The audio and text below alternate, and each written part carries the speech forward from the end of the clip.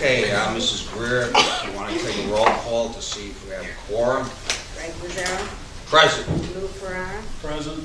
Dave Delantis, Present. Doug Avery, Present. Dick Ferretta, Present. Kevin Coleman. Okay, I see we have some special guests in here tonight, so for the Pledge of Allegiance, we're going to ask the Cub Scouts and their leaders to come up and lead us in the Pledge of Allegiance in a moment of silence. Welcome, guys.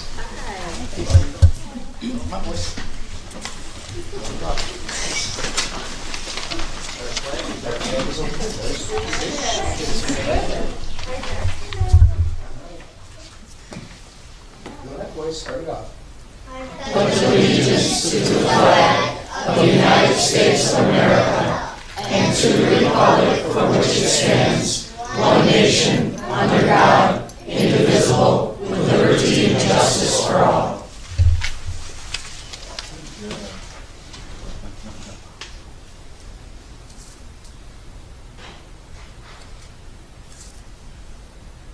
Hey, thank you. Well done.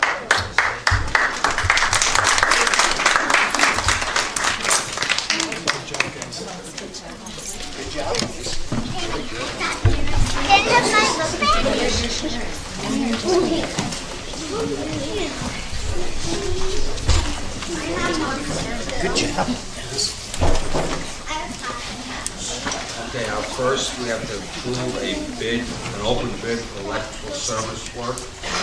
And the Seneca Falls Town Board is seeking sealed bids for electrical service work. Bids must specify the following: Monday through Friday hourly rate, Saturday and Sunday hourly rate, and emergency calls hourly rate. Prevailing wage rate regulations apply. All sealed bids must be submitted to the Seneca Falls Town Clerk, 130 Overton Street, Seneca Falls, New York, by 5 o'clock p.m. on May 1st, 2018.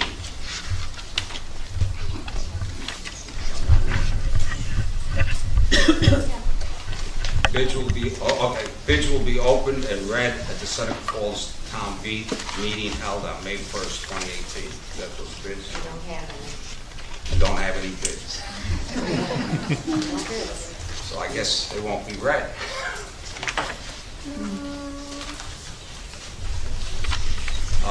Presentations.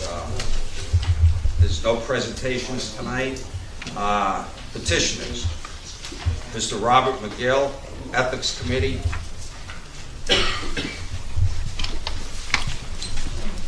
Again, Mr. McGill, 3 minutes. Yes. Robert L. McGill Jr., Waterloo. At this last month's board meeting, was brought up that perhaps the town council look into forming an ethics committee. Well, after watching what goes on at these meetings for the last couple of years, I think that would be very difficult to do. You have a group of people that are trying to take over the town government and dictate how things are done, and I don't believe that we could find anybody that would be suitable to that particular group. They would have issues, unless you, of course, appointed them. And it just plain won't work.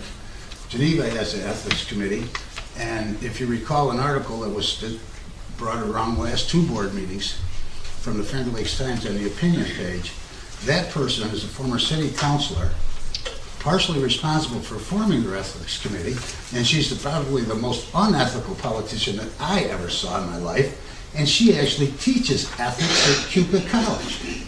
So I think that under the circumstances, with all the turmoil and all the misinformation and all the false accusations that are being thrown around, an ethics committee would be a waste of time. You would never come to a consensus on anything. Thank you. Thank you, Mr. Chairman. Our next petitioner is Jacqueline Bange, and she's here with Seneca Falls Cub Scout Pack 88. Want to go to the podium? And I'm going to relax for 3 minutes. If you go over 3 minutes, that's okay with the board. Thank you. Okay. Okay, so my name is Jacqueline Bange. This is Mr. Mazzio. We represent Cub Scout Pack 88 in Seneca Falls. We pretty much came up with an idea to bring a fun-free library to the town of Seneca Falls based off of what I have actually seen in the town of Geneva. It's basically just a little stand. You open up the door and there's books in there. Basically, they're located around parks and paths and everything like that. It's based on a take a book, leave a book basis. So with that being said, we had the idea of possibly bringing this to our town and I'm sorry. Our main concern was where are we going to put it. Our first location was going to be the kids' territory on West Bear Street, but after further discussion, we thought that it would be a better idea to bring it to where we hold our weekly meetings at the Episcopal Church on Fall Street. The church has been generous enough to let us, hold our meetings there, and as far as maintenance goes, it would be, I don't want to say easier because regardless of the location, it would be no issue to maintain this on we figured a semi-annual basis. So as far as maintenance goes, we could take responsibility of that 100%. Supplies, we will, of course, that will be our responsibility. Yes. Mr. Mazzio has been in contact with Ferrara Lumber as far as getting the supplies and keeping it stocked. That's on us. And also, that could also be part of the town as well, bringing the community together, donating books. If you want to take a book, like I said, take a book, leave a book. And that's it, pretty much. The only other thing is that, we would put this together off-site, because it's basically just like putting together wood by screws and whatnot. We'd bring it to the permanent location. It's pretty much just being put about 1 foot to 2 feet in the ground by a 4x4 wooden post, and that's where it stays. We'd be responsible for the building of everything. We wouldn't ask the town for, maintaining it or putting somebody on patrol to maintain it. They'd be all done by us. We're just looking for permission to place it somewhere in the town. Even at the park where the fountain over there by the church maybe or something, But we would be all maintaining it so it wouldn't be any, cost to the town at all to do. Just looking for a spot to put it for people to enjoy. Right. Sitting at the park, you can read a book and relax. People can, and put it back, and instead of going to the library if they're closed, they're trouble, they can't make it. Make it a book from there for their kids and relax and everything else. I think you will find the scouting community in Geneva generated that program. Oh, okay. So it's been tremendously successful. Yeah, And absolutely. the Geneva Library has worked with them for other parts where I think they might have received some kind of a grant or something for materials. So Oh, wow. Is there a phone number that we can call? I mean, I got a lot of books on. Some of the books. Is there a phone number that somebody can give me? Yeah, we can get you a phone number. It'd be no problem with one of our people, and to leave a message and let us know things. Sure, that'd be no problem at all. thank you. Thank you. Is Ian here tonight? No. I don't see any planning, any problem with planning or zoning on this. No. Okay, so I would say, just, write up an email, address it to myself and the rest of the board. You can find our addresses on our website. I would even make a motion to go ahead if that's appropriate. And second it to start your project, and we'll approve it, and we'll just have to find a good place for it. That's great. Thank you very much. We appreciate that. Okay. Thank you.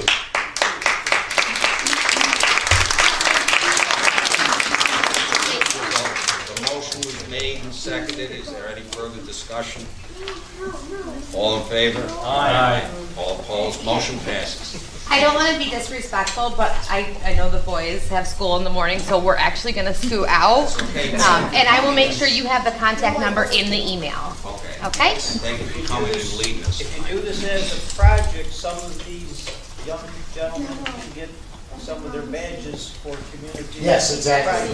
That's what we're doing for the community and everything All else. right, outstanding. Thank Great. you. We thank you for your time this evening. He's gonna stay for the whole thing. Yeah.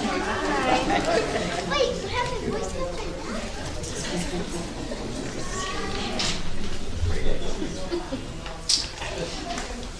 Okay, next petitioner, it's Valerie Sandless on environmental issues.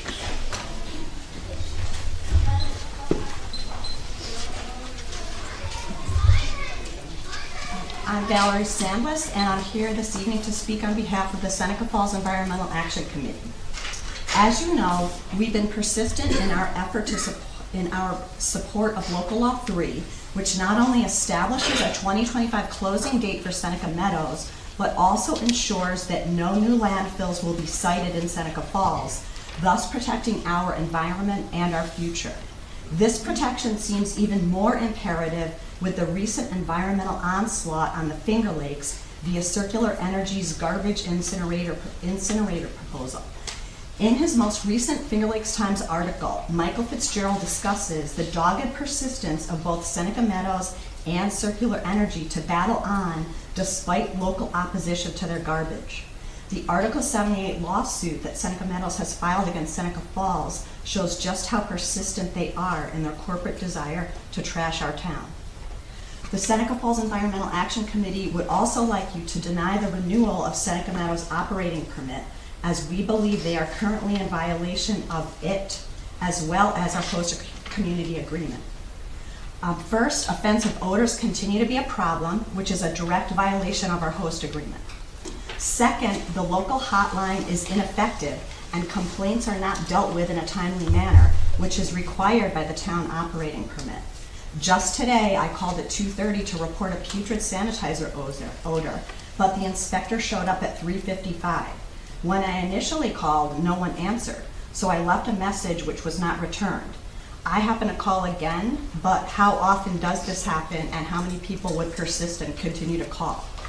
The hotline number is supposed to be published quarterly in local papers and posted in governmental offices, meeting rooms, and libraries. But is it? I'm not sure how visible it actually is. According to both documents, roads are to be free of dust and debris, yet our members and friends have reported that litter and debris frequently fly, and dust control is only effective when Mother Nature allows it to rain. Has Seneca Meadows made their first quarterly payment to the town by April 30th? If they have not, they are not in compliance with the host agreement.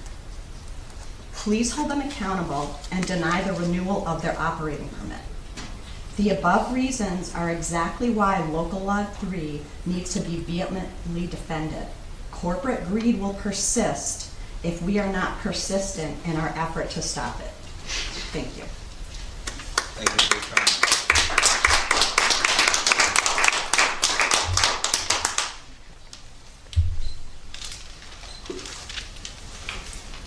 I'm going to make motions to change some things on the agenda. The first motion is to table L, M, N, O, P, Q, R, S, and T for further study, and we'll go from there. So there's a motion on the floor. Do I have a second? I'll second. Discussion.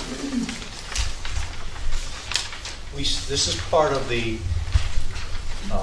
review that the Personnel Committee started a couple months ago. We've been going department by department, aligning the job descriptions of our employees with our own documents as far as what step they're on, and then because of what step they're on, where they fall on the salary matrix. There was never an attempt to create raises for people.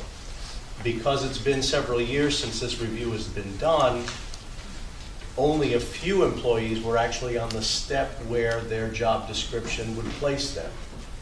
So consequently, yes, there have been raises. My concern is we've started the process. Several departments have already received, at these meetings, received their adjustments, and I just don't see that it's fair for us to stop it now.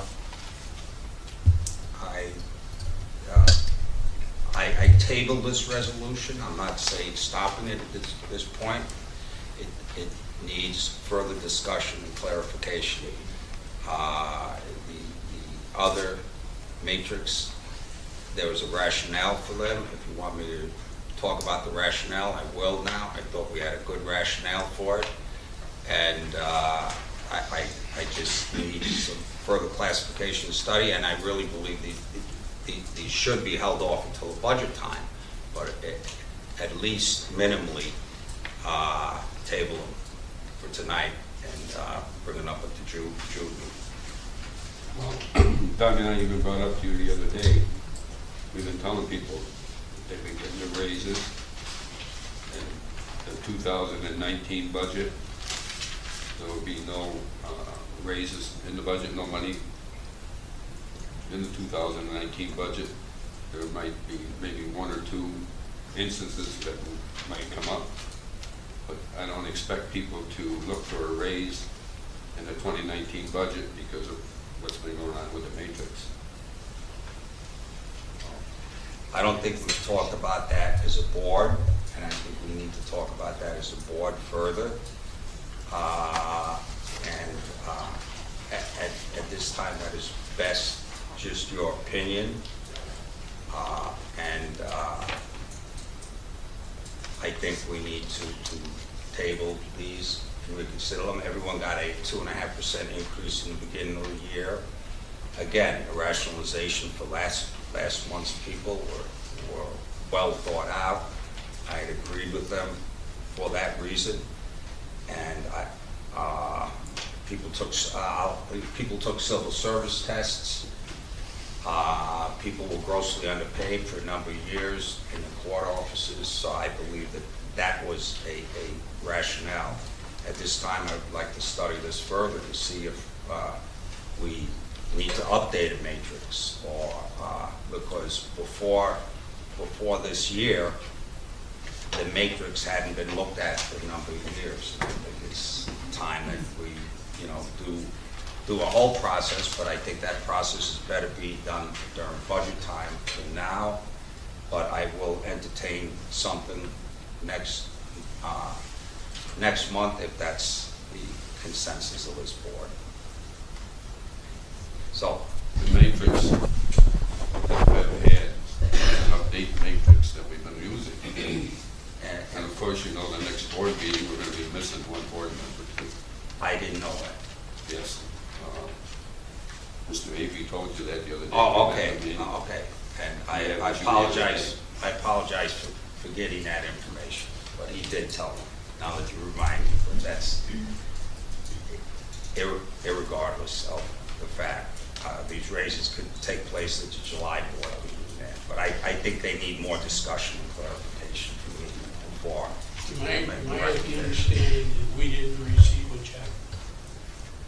We have not received a check from the landfill. I have not gotten that information that we received that check. So, This was due It April, was- which was yesterday. it was due yesterday. Did we get it? Not yet. No, we did not. I'm sure we will. So that's correct information. So, I get some information today that we were going to get the check. We can make the check. Mr. Boyle and Code today. okay. Well, the motion's on the floor, it was seconded. Is there any more discussion?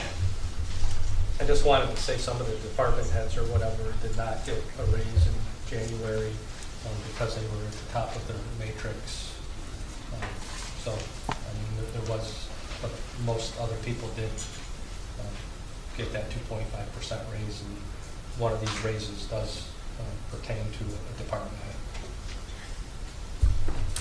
Okay, so all in favor of tabling this, say aye. Aye. All opposed? No. Opposed. Okay, and the other change on the agenda is I'm going to bring up Mr. Mark McNamara. He's been working on the issue of the Ludovico Trail. And David, that's resolution B and W, correct? Correct. Okay. Mr. McNamara, you have the floor, and if you'd like to make a motion, if you'd like to read the motion, someone will make the motion and second it, and then we'll go from there, okay? All right, you have a printed text of both motions. We'll do these one at a time. Let me just give you a brief description of the first motion, and if anybody has any questions, then I can address those questions, and then the board can act, and then we can move on to the second motion. Both motions deal with the sanitary sewer system improvements project, which was also the subject of an eminent domain procedure law, Article 2, public hearing in March. And that project is... Hold on. I don't have a copy of that. I know None of Lou us said he No, doesn't have none a of copy. you do, it's pretty thick. All right, well then, let me describe it in detail, and I can give you an extra copy as well. The first motion is to amend the negative declaration, which is pursuant to the State Environmental Quality Review Act, which is also known as SEEKR. And that resolution, or that negative declaration, was made by this board on February 2, 2016. That resolution found that there were no negative impacts, no material environmentally damaging impacts that would result from the sanitary sewer systems improvement project.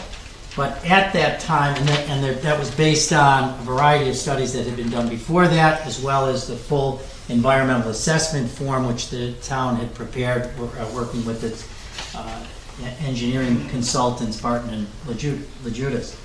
And that, however, also anticipated a Phase 1 cultural resource investigation report being done by Archaeological Consulting Experts, LLC. That report, which was a Phase 1A and a Phase 1B, was not completed until after the resolution was passed on February 2, 2016. There is nothing improper with respect to that under the law because it was anticipating this, and even though the board took that action, the further investigations that were done were consistent with the understanding and the findings which were made in the February 2016 report.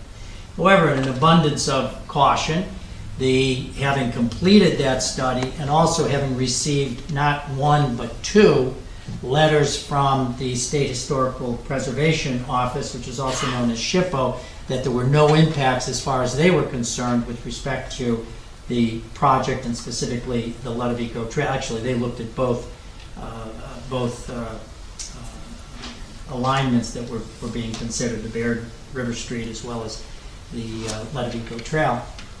That with those two letters having come out, one which came out in March of 2016 and the second one came out last month in April of 2018 from SHPO, this no impact letter, the board is being presented an opportunity to reconsider and to amend that negative declaration with a new negative declaration which discusses the fact that these other events have happened. Specifically, the cultural studies, the 1A, 1B cultural studies report was completed, as well as receiving the two letters from SHPO. The second letter from SHPO came about as a result of an inquiry to SHPO from a member of the public and a follow-up by Barton and Lejudas with SHPO to make sure that there hadn't been any change with respect to their opinion. And on that basis, they issued this second no impact letter. So all this is really a reaffirmation, and it's an amendment, but it's consistent with a reaffirmation of the original negative declaration that this board made back in 2016 with respect to the sanitary improvements system project. Does anyone have any questions?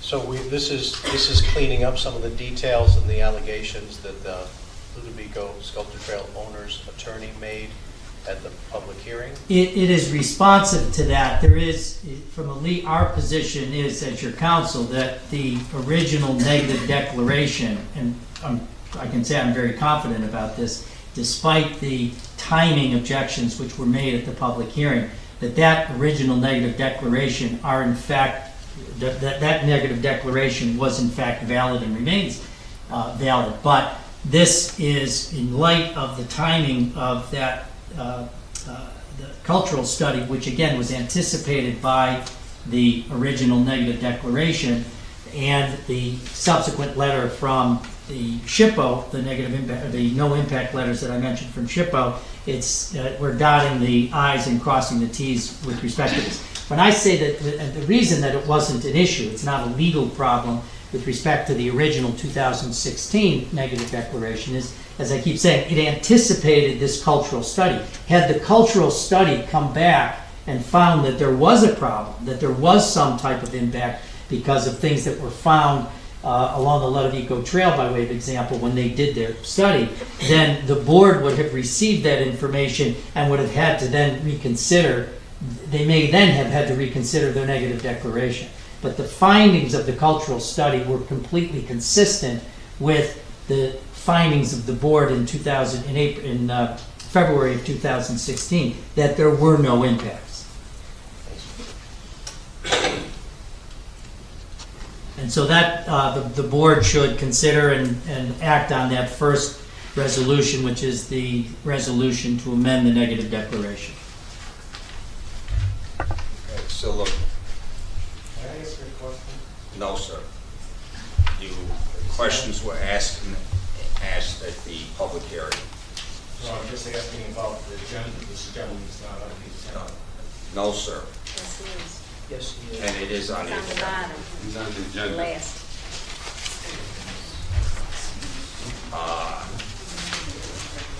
In the beginning of this meeting, I moved some things up on the agenda, and one of them was V&W resolution. If the audience was attentive, then they would have heard me say that. You didn't say that. You did not.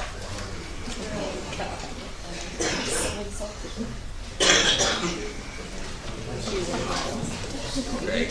So the motion is Seneca Falls Town Board Resolution amending the Town of Seneca Falls Town Board's determination of significance and reaffirming the Town of Seneca Falls Town Board's determination as lead agency that action to construct the sanitary sewer system improvements project will have no significant adverse environmental impact. The motion's made. I need a second. I'll second it. Discussion. Seeing no discussion, we'll go to a vote. This has to be Roll call. a roll call vote. Okay, Right there. Okay, can you do it? yes. Craig Lazaro, Yes. Dick Loretta, Yes. Doug Avery, Yes.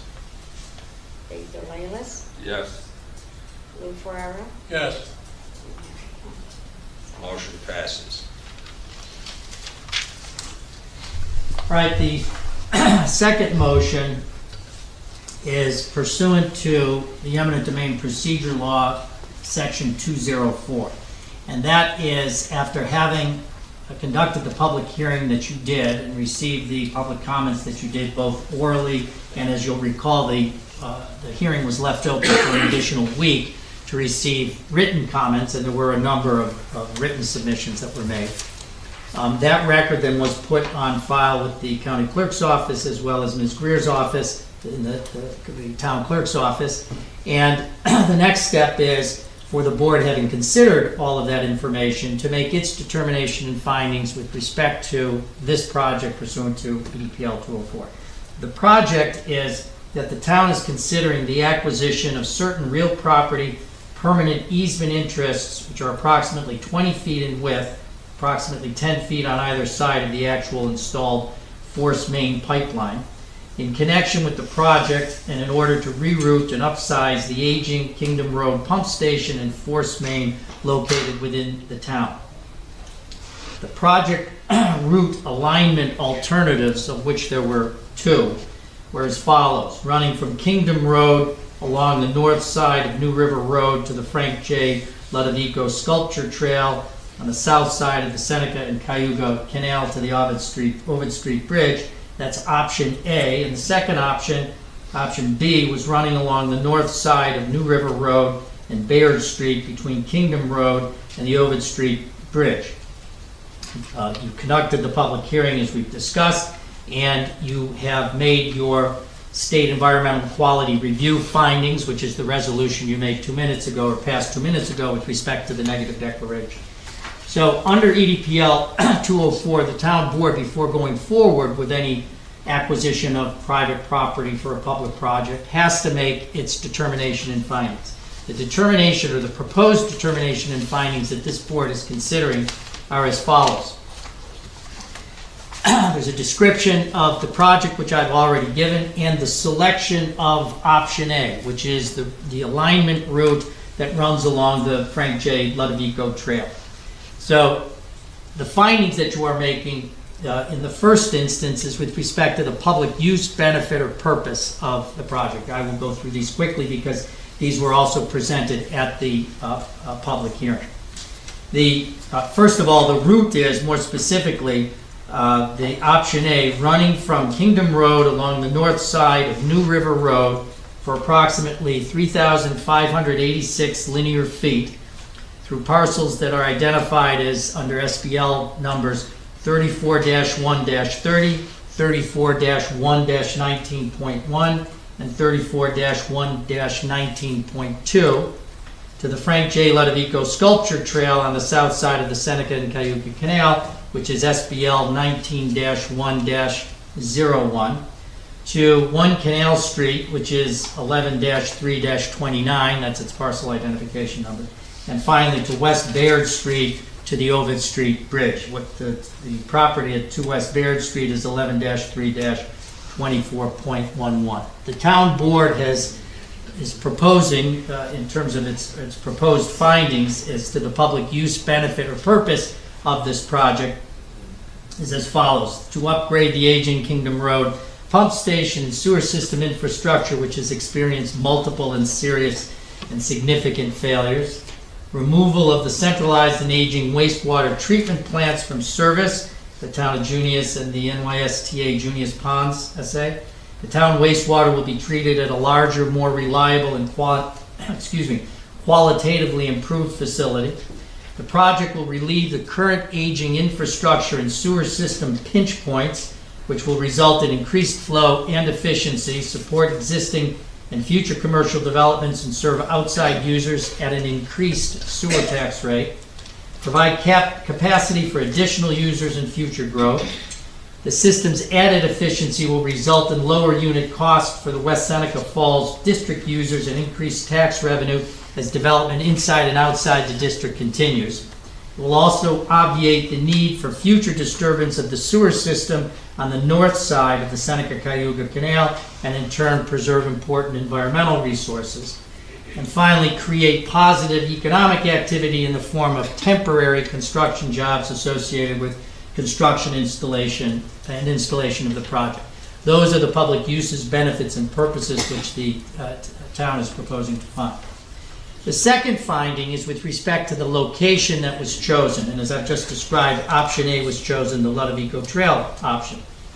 The reasons that you are finding that the reasons that was chosen was because it will result in substantially less disruption to the Seneca Falls community with respect to the nature and extent of the construction activities associated with the installation of the force main infrastructure. The force main sewer line can be installed through horizontal directional drilling throughout most of this route, option A. The option A route impacts significantly fewer property owners and requires substantially fewer easements being acquired. And it results in significantly fewer tree removals than option B, which is again along River Road and Baird Street. And finally, it's materially less expensive than any other alternative and will require less time to complete construction of the project. The alternative route, which I've already described as option B, was also considered, and it was rejected for the flip side of all of the reasons that I just gave. That is that there's a higher risk of damage to and the probable removal of numerous trees, mature trees along that route. Open trenching would be required for most areas along the route. Significantly more property owners would be affected by the construction of the project, and the imposition of easements, the longer time needed to complete the project construction, with much greater construction costs and substantially greater disruption to the community, including traffic. Those are the findings with respect to the selection of the location and the reasons for that. Finally, you're making a finding with respect to the general effect of the project, the proposed project on the environment and the residents of the locality. That finding is your negative declaration. Your EDPL determination and findings simply incorporate by reference the finding that the resolution you just passed with respect to amending your original negative declaration, and that would be your environmental findings for purposes of EPL 204. And attached to the resolution is a copy of the determination and findings as Exhibit 1. Exhibit A to the determination and findings are the 2 negative declaration letters because of the environmental findings. And finally, there is another exhibit, Exhibit 2, to the resolution, which is the synopsis of the determination and findings, which must be published in the newspaper on two consecutive editions, and it will be published in the Finger Lakes Times and the Reveille in 2 consecutive issues, assuming the board approves this resolution. Okay, the first resolution, second resolution is discussion. We can discuss after I read the resolution. Okay. Pursuant to EDPL 204, the eminent domain procedure law of the state of New York, the town of Seneca Falls, through its town board, following a public hearing held at the Seneca Falls Community Center on March 22nd, 2018, and left open through April 5th, 2018 for written submissions regarding the proposed acquisition of certain interests in real property located in the town for the Seneca Falls Sanitary Sewer System Improvements Project. I have a motion on the floor. Do I have a second? Second it. Discussion. Want to read it? I went online with Diana Smith, Economic Development, and we looked up the Ludovico Trail. The 1.75 mile Frank J. Ludovico Sculpture Trail begins at Zuckerberg and continues for 1.7 miles to the Bridge Street intersection in the village of Seneca Falls. The Ludovico Trail was developed by volunteers and is managed by a nonprofit membership organization, Frank J. Ludovico Sculpture Trail Incorporated. The trail is home to numerous sculptures inspired by the women's rights movements and created primarily by the women's sculptures. The trail has been cleared and graded but does not have an improved trail surface. It is anticipated that the stone dust will be installed when the canal trail is constructed. A trailhead with a small parking area.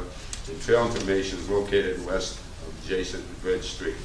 This would be similar to the Waterloo Trail that goes from Waterloo to Geneva, which is that canal trail, and then it supposedly comes up Diana Arena, comes over Barrett Street, goes down East Barrett Street across the locks, over to the old Sylvania, and then it was supposed to shoot down towards the lake. So, in this online thing on the Ludovico Trail, it does say it is part of the canal trail, and it eventually has to be upgraded to the cinders. Can I, because you raise a very important point, and shame on me for not addressing that as part of my remarks. This resolution does not commit the town to upgrading the trail to the canal standards. And if you remember Peter Baker's detailed presentation at the hearing and the materials that were presented at that, there was great detail with respect to how that would be done, the additional costs that would be tied into that, and the town's willingness to do that. In the face of the formal and informal objections from the Ludovico Trail Trust, this is being presented, your determination and findings and your description of the project does not include that. It doesn't mean that the town can't do that, but the town board, my understanding was the town board would only do that with the acquiescence of the trail. And if the trail opposed that, then the trail would be left in exactly the same natural condition as it was described at the public hearing.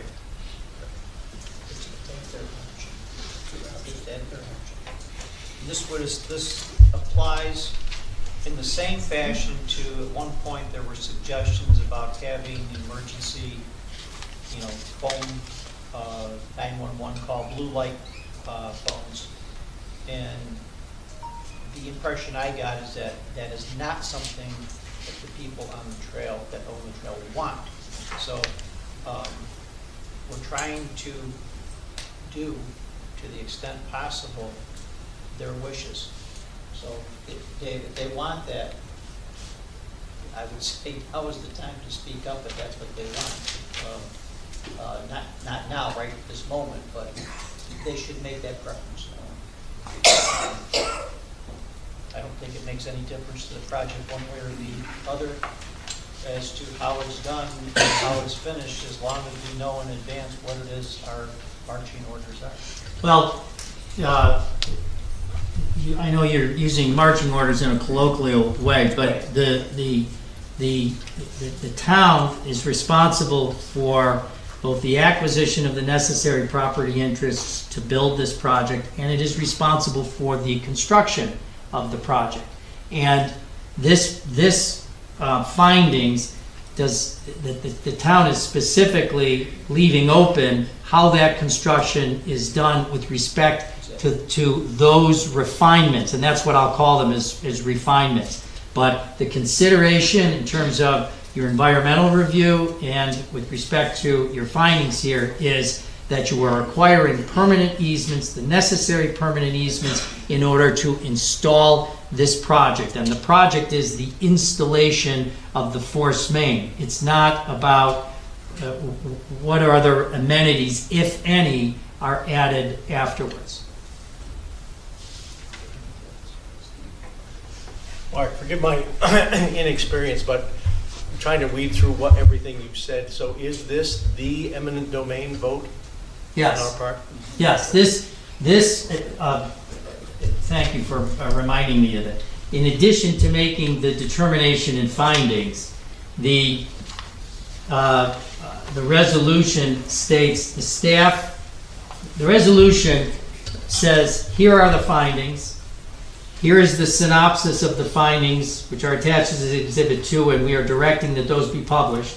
And then 3, the town board is directing the staff and special counsel to the town are hereby authorized and directed to do such things and perform such acts and execute such documents as are necessary and or appropriate to effect this resolution, and the town is hereby authorized to acquire through its power of eminent domain or otherwise, negotiation, purchase, title to the property. Okay. All right. I've got problems with voting on this tonight for several reasons, none of which actually have to do with my opinion about which route the sewer should take. We've addressed a couple of that attorney's allegations tonight, but there were more, and they were serious enough that I don't see us moving forward until, and maybe there's nothing to them, but someone needs to refute them. Also, none of us have seen all the written comments that came in after the public hearing. We weren't even told that they were there. Maybe, again, in my experience, I should have gone looking for them. Well, So I haven't seen those. We haven't seen, this is a pretty comprehensive document that you presented, and again, we don't have copies of it. We have one copy that Greg has. So, and then finally, we as a board, we've not mentioned the words Ludovico Sculpture Trail or eminent domain since that public hearing. We've not talked about it. We've not mentioned it. So I don't see how we can move forward with something this important until we've had a chance to talk, we've had a chance to see that document, we've had a chance to see those written responses that I said, maybe I should have gone looking for them, but I kept waiting to hear where we would get them, or waiting to receive them, and it never happened.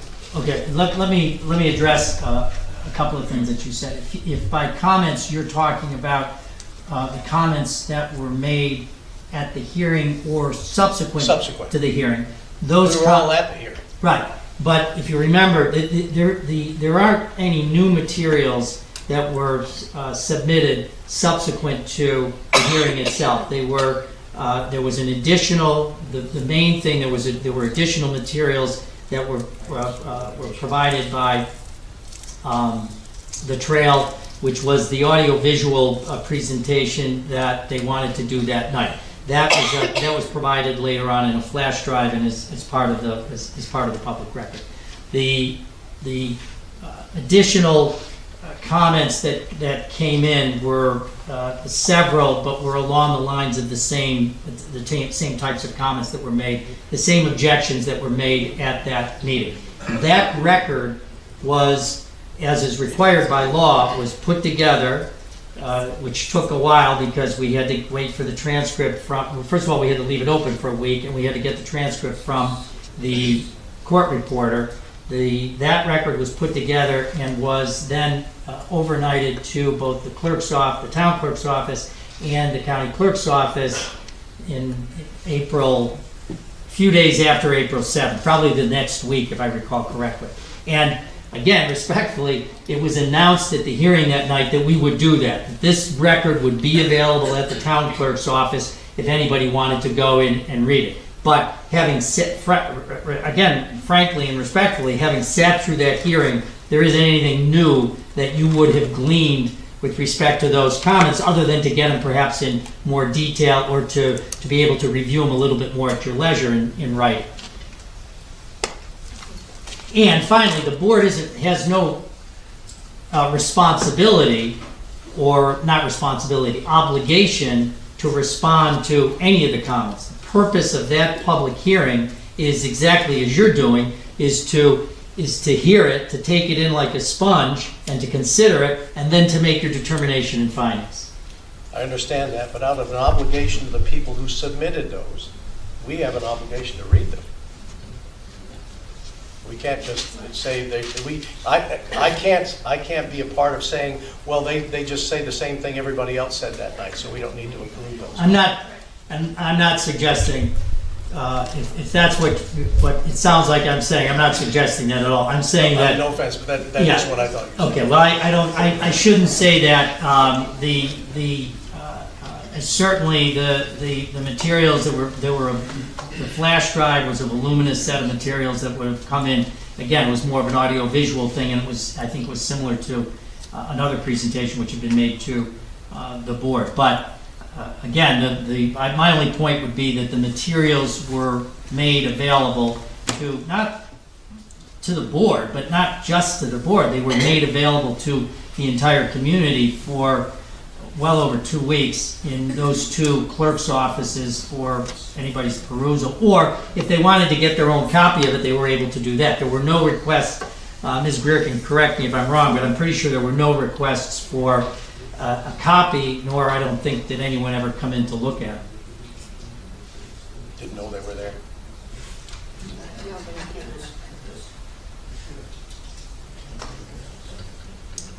Is there any further discussion? Yes, I just have a question. Some of the things that were brought up at that public hearing, such as the study for the bats and some allegations at the board meeting didn't occur and stuff, that will be things that you'll be obviously addressing or whatever if you need to go to court. If there's a challenge that's brought to the determination and findings, then obviously we would have to address that as in terms of defending and upholding the determination and findings, assuming they're passed this evening. But those issues were actually addressed. There's a difference of opinion between the people who raised those objections and Barton and LaJudas, who would argue, and Peter Baker can speak to that, but would argue that those issues in fact were addressed, which is why it led to the negative declaration that was passed in 2016, and which again was amended and reaffirmed this evening.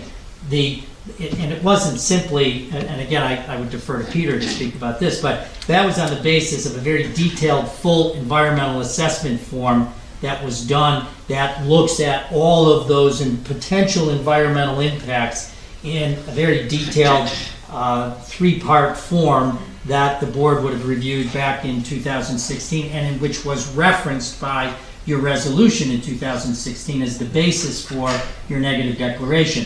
That is still, that EAF is what they're called, that environmental assessment form is still a key document and is still valid and is part of the underlying materials that were considered with respect to this evening's amended negative declaration. Okay, thank you. Can I just add one, just to your point there, regarding the bats? Excuse me.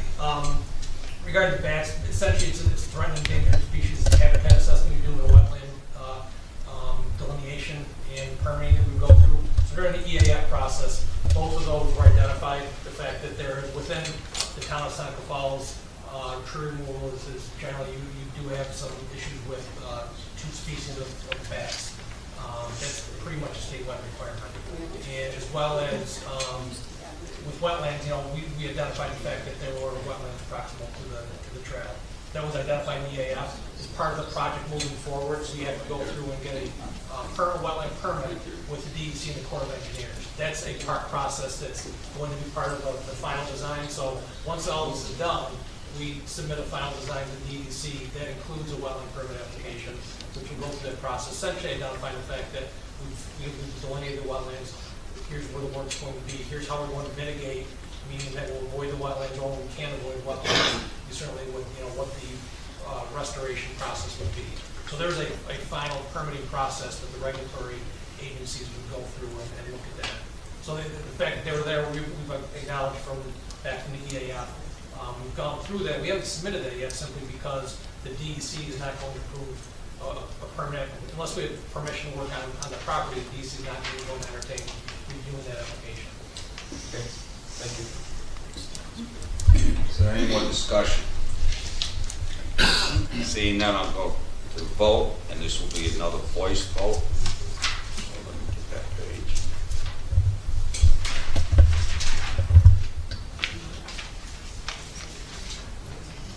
Okay.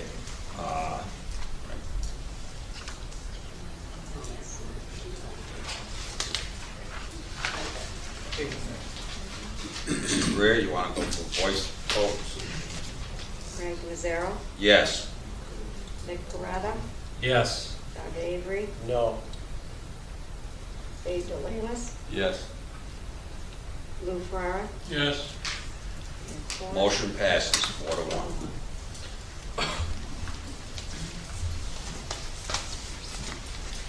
Okay, Thank you.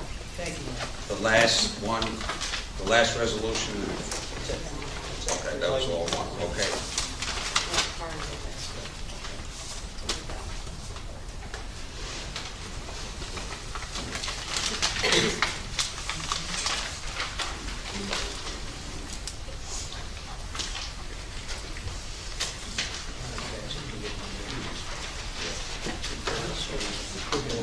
Yes.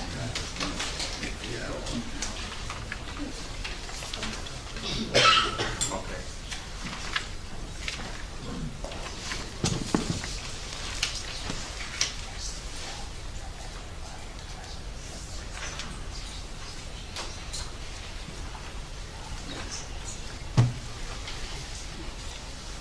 Okay, back to the agenda. Approval of minutes for the regular monthly meeting of April 3rd, 2018. I'll make the motion. Motion made. Second. We need a second. Motion made and seconded. All in favor? Aye. All opposed? Motion passes. We have a report from the door control officer. I make a motion to approve that report. I'll second.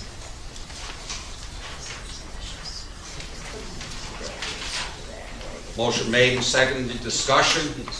Any discussion? Seeing no discussion, we'll go to a vote. All in favor? Aye. All opposed? Motion passes. I make a motion to approve the zoning officer's report. Second. Motion made and seconded. Discussion?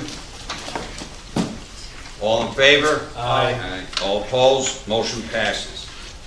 I make a motion to approve the report from the town of Seneca Falls Parks and Recreation. I'll second it. Motion made and seconded. Discussion? Just real quick, let everybody know there will be a dedication of a memorial tree along the Caluso, planted in People's Park on Saturday, May 19th. We've met with Walt Gable, myself, and Aaron. We've spoken with Jim Peterson about getting that bulldog and everything ready. I will send a reminder to the board when that day approaches, so you guys know when that. I'll give you more specifics. Also, today, I didn't get it in the agenda because I just received it today.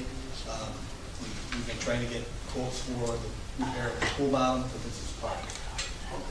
That came today. I'd love to get that on the agenda or make a motion now. I've written a motion for you. We can do it now, or if you want to do it later, we can do that, however you prefer. I would like to introduce that to you guys if we can. That will give us the full 6 weeks to get that ready rather than June, probably 3 weeks. After we report, I'm going to ask for a special meeting, and we can do that. So it's going to be within 2 weeks of yesterday. Okay? I just don't want to establish it. I realize it's critical, but I don't want to establish a precedent, because once you do, at every meeting, you'll have a request to do this. I didn't expect it today, but it's I- actually dated, so that a couple weeks from now will be fine. We can do a special meeting. Just let me know when it is.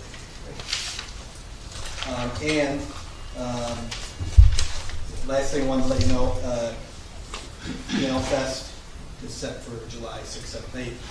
I can't remember if I mentioned last meeting, the Canal Corporation was considering not allowing barges for those kind of things in the summer. However, we've been grandfathered through, the barge has been approved for our event, so we will have the fireworks again off the bank, because I think I brought it up to committee last time we met, and we did get that approval. So I just want to let everybody know, and for the record, that a very important part of Canal Fest is fireworks, and that will happen, so.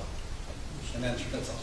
The New York State barge system for allowing us to have that. Yes.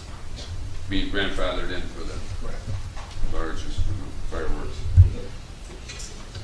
So that's all. Any more discussion? Motion made and seconded. See no more discussion. All in favor? Aye. All opposed? Motion passes.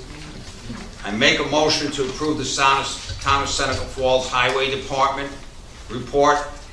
I'll second it. Discussion. Yeah, Greg, the only other thing I got is, we did install the 2 new entry doors in the highway garage today, so they're all set. Okay, so all the, from Pesh, Everything's ready to go. everything's ready to go? Yep. When the gentleman from Pesh calls you and tells you he's gonna come down, will you call me? Absolutely. Or just send an email to the whole board, tell them what date, and people of the board can come down at that time and That's fine. meet the Pesh officer. Jim, I told you we were gonna discuss some things tonight, and I sent you a memo on a number of things that I felt needed to be addressed, and some of them, the floodings, the people's properties that have gotten flooded on Noble Road, and what's the other road, Lou? Farron Road, Noble and Farron, Shamrock. Sackett Street. Sackett Street, over on Mackenzie Drive, the ditch there, the berm that was taken out, which some people thought it started the flooding down there on Noble Road in that area. And anything else, Lou? No, that was it. Yeah. So these I can, the people do claim that they didn't have these issues because when we were a village, they were being addressed. Some of them were outside the village, but they were being addressed up until that time. Yeah. I'm sorry. We did find some minutes from 2015 with Tanner Road. Okay. I guess some of them are that old. But just to cut right to the chase, as a board, we can make the policy that needs to be done to, in fact, make sure that this type of thing doesn't happen. We can come up with a policy that would give you the right to go in and take care of this. That's fine. When we were a village, we did do it, and I know people have had their I have an easement next to mine when they went through and took care of mine. We just need to come together as a board and sit down and figure out which way we want to go with this.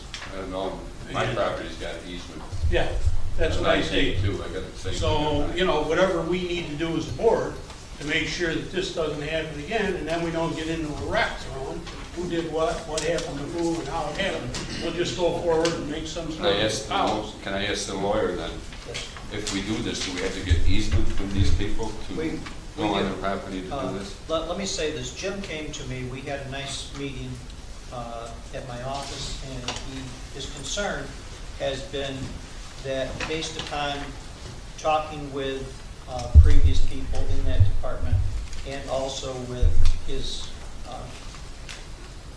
other people who have the same position he has in other municipalities, that there may be parties that have to come in when we do this. That may be Soil and Water, it may be Cornell Cooperative Extension, it may be getting private easements from some of these people. I think his real concern is he wants to make sure he doesn't put public equipment in a place where it doesn't belong. To give you an example, if a creek is backing up and we have to go into it and you find out that the reason that the creek is backing up is because there happens to be a beaver dam, okay? You don't just go in and remove the beavers, okay? You immediately run afoul of a whole bunch of requirements and regulations. We have that back of our development, Beaver Dam. Okay, so the bottom line is, we have to have a meeting here between a board. I would ask the board to create, if they could, a two-person committee with Jim, also with Soil and Water, Cornell Cooperative Extension, and, if necessary, the parties who are anticipated to be impacted. That's it. Okay? That's what we And need to let's do. get them at a table, we have the courtroom here, we'll get everybody here. It has to be sooner than later. It's gotta be sooner than later, because we can't have this issue coming up, but at the same time, everybody who is a stakeholder needs to be there. I understand Jim's concern, he's an elected official, at the same time, he doesn't want to be on the front page of the Finger Lakes Times with a loader sitting in the middle of a creek saying, with the caption, "How did it get here?" But with all due respect, we're all elected officials. Absolutely. And we all answer to constituents about flooding and issues on their property. I agree. And all I'm stating simply is that we come together and try and take care of it. I think we could do that very, very quickly. And that's what we need Jim, to do. if I accurately stated your position? Yes. Oh, okay. Oh, this Then is- we're all on the same page. Yes. Right. Is the DEC get involved in this? Yes. Well, they may decline, but unless there's. But they'll be approached too. They'll be approached. Okay, just, yeah. Any further discussion? The only thing I wanted to add is, before I came on council, in regards to the creek that goes behind my house, previous people that lived across the creek, the Fletchers had numerous flooding problems, and we, from time to time, on my side, didn't impact my home. We came here and addressed the board at that time. Don Earl was the supervisor, and basically, we were told, I'm sure that there's some correspondence and so forth, if you go back, but Barton and Judas, John Condino said that creek, it's in a floodplain, and there were some special circumstances about that they would not give you a permit to clean that. I mean, when I first bought my property in 1990, the village did have it cleaned out. It definitely does need to be cleaned out, but in Jim's defense or whatever, he just can't go in there or whatever and clean it out. I believe you're going to find out once we get involved in that the DEC is going to have something to say at least about the Sackett Street Creek. And they'll give us, hopefully they'll give us direction on how to take care of it. The other group that we should consider, we have an active Friends of the Environmental group, many who come to these meetings. I would ask that they supply an individual to come to these meetings.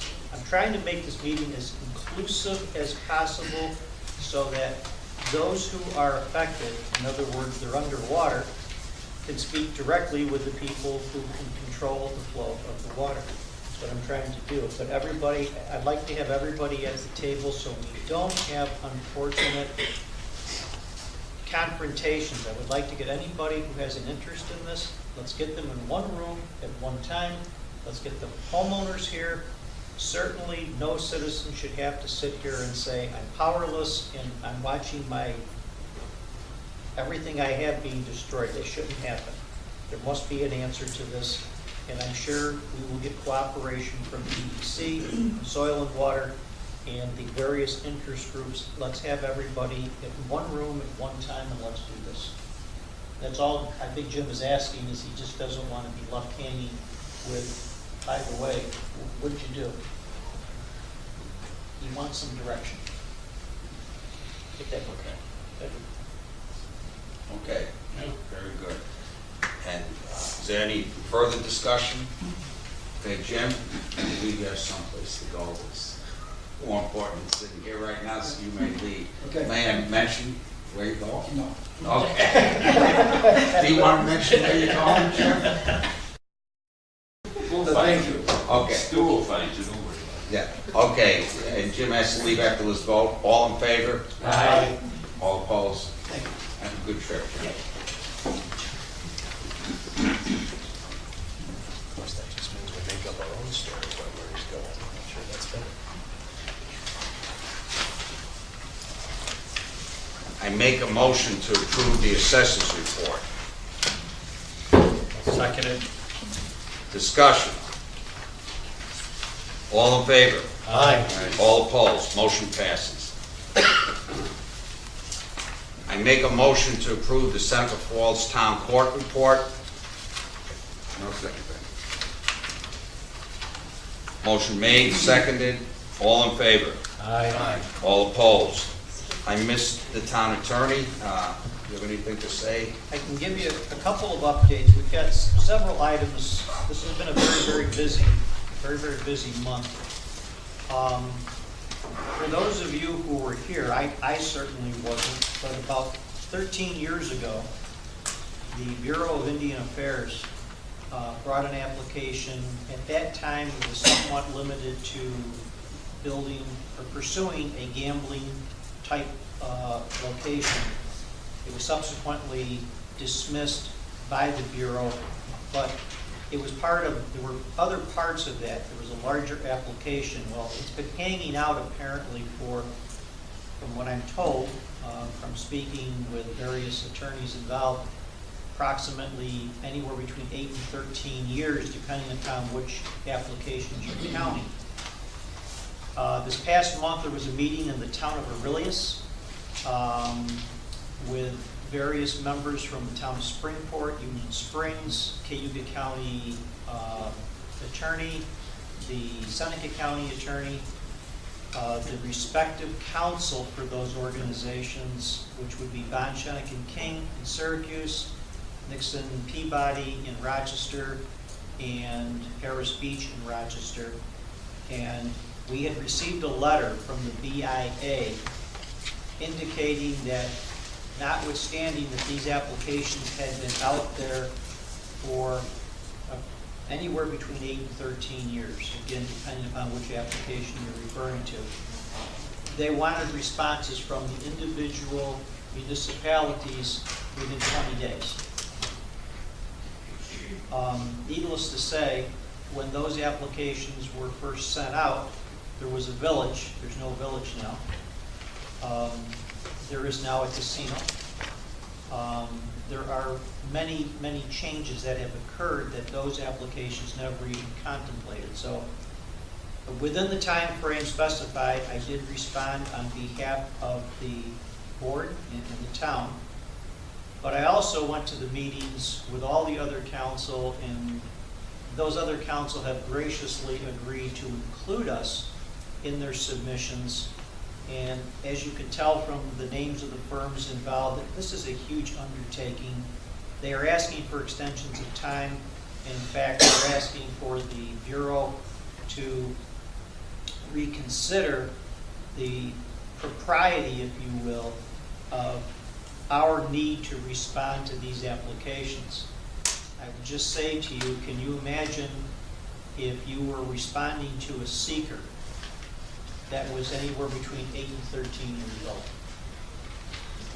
Certainly nobody here would say, well, that's got to be unacceptable. Well, we're dealing with a bureau of the federal government, and the bottom line is they're asking us to respond in very short order.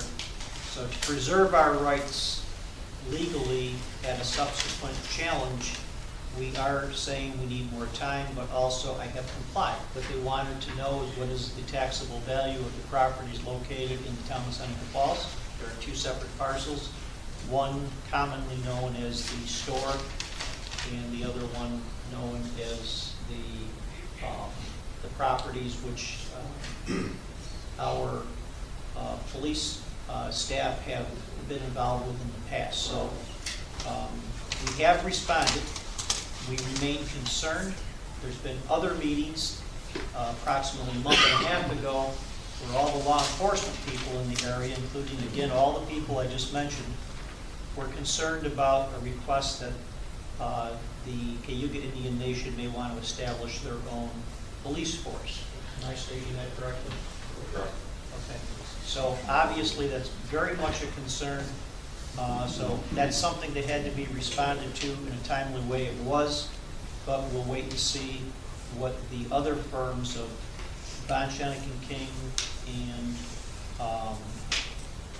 Nixon, Peabody, and Harris Beach do. I have sent all of the members of the board a copy of the letter that was forwarded by Von Schoenig and King, which includes us, more or less, in their answer. But I've sent you all a copy of that for your review. Secondly, there have been the assessor's not here, and I'm going to wait to get into the details of this, but this goes back to the property located at 50 Johnson Street. That would bring up your Sylvania property. It's been determined that there was a pilot payment in lieu of taxes agreement on this property. Most pilot agreements today are handled a lot differently. They're under a tight constraint. There has to be an ending date, there has to be a duration stated, there has to be the reasoning. Well, this was put into effect a long time ago with roughly a $4 million piece of property, and then a $3,999,000 exemption for the development of business. Well, the problem with that is it just kind of continued on forever with no ending date. By speaking with council, by speaking with our assessor, by speaking with members of the county who have a direct involvement in this, it's owned by the IDA, then given to another individual. I believe we have negotiated an agreement, which I will be forwarding to the board for its review, where this property will go back on the tax rolls at an estimated valuation of about just under $1 million. And then the next assessment roll will show up as something that needs to have taxes paid on. So we will have a new property added back on. That's with the approval of the county. And I would note that the environmental issues that are on it, they've already determined a potentially responsible party. That party is apparently in compliance with the requirements, so that cleanup is being undertaken by a third party. It's not us. So what I'm trying to do is pull this one out of the woods and put it back onto the tax rolls so that we can get our pro rata share of taxes on that property, which to my initial email, I got a couple of responses from board members saying we should do this yesterday as opposed to tomorrow, but it will be done and it will show up on the tax rolls, and we'll all have copies of that agreement. There have been, I've had requests for franchise agreements on from Charter, which basically is Time Warner for cable, and they have proposed documents which we will subsequently address at the next meeting. And finally, I have received a couple of requests, one from the press, one from the individual with regard to foils. I'm going to ask any department heads, if you receive a FOIL request, do not assume that the FOIL request has been served upon me, okay? If I'm not told about it, I don't know it's out there until somebody calls and says, by the way, why aren't you complying? And that's the first I hear about it. So I'm asking for any department head who receives a Freedom of Information Act, a Freedom of Information Law request, as soon as you get it, please let me know, and let me know if you have any difficulties with supplying any of the information. There are very short leashes on what we're supposed to do, when we're supposed to do it, and what we have to give. Pretty simply stated, unless it's set forth in the FOIL law that it's exempt, they're entitled to it. And we have to comply. Failure to comply can result in our being responsible for legal fees. I don't want to get blindsided with getting something that, oh, we got that 6 months ago, when we're on a 30-day window. So if any of these come up, please let me know. And as to the two we have out there now, I would ask that before you supply the information, I'm asking that you let me know just so I can make sure that we have complied, B, we haven't given something that we're not supposed to give, that the proprietary data about a person, employee, or department, whatever. But I just want to make sure that we're in compliance. So with those items, that's where we are at this point. If there are any questions, I'm more than happy during the week to meet with board members. Come on and let me know when you want to meet. And to a certain extent, I've already done that with most of you anyway. But that basically covers it. I do have some matters which might involve litigation. They're not there yet, so it would be inappropriate for me to comment on them. There have been no notices of claim received. If they were, they are public knowledge and would have to be identified. They have not been, but they are still within a time period, and we'll discuss that as we go along. I think that covers all the issues. Thank you. Going on to water and sewer, I make a motion to accept the Seneca Falls Water and Sewer Report. Second. Seconded. Discussion. All in favor? Aye. All opposed? Motion passes. I make a motion to accept the Seneca Falls Police Monthly Report. Second. Motion made and seconded. Discussion. Yes. I just wanted to add, on Saturday, we partnered with King Drugs on their National Take Back Day. We were there from 10 o'clock in the morning till 2 o'clock in the afternoon. And it was a busy day, so we took back prescription drugs at a table there. We took back over 38 pounds of prescription drugs in that 4-hour period. With that being said, I just want to remind everyone that we do have a prescription drop box in our lobby of our police department that is open from 8:30 to 4:30 every single day. And if those hours are not convenient, you can bring those prescription pills to our door. There's a button up front that rings into the 911 center. You just request an officer to come over. We'll open up the door and you can place the prescription pills into that drug drop box 24/7.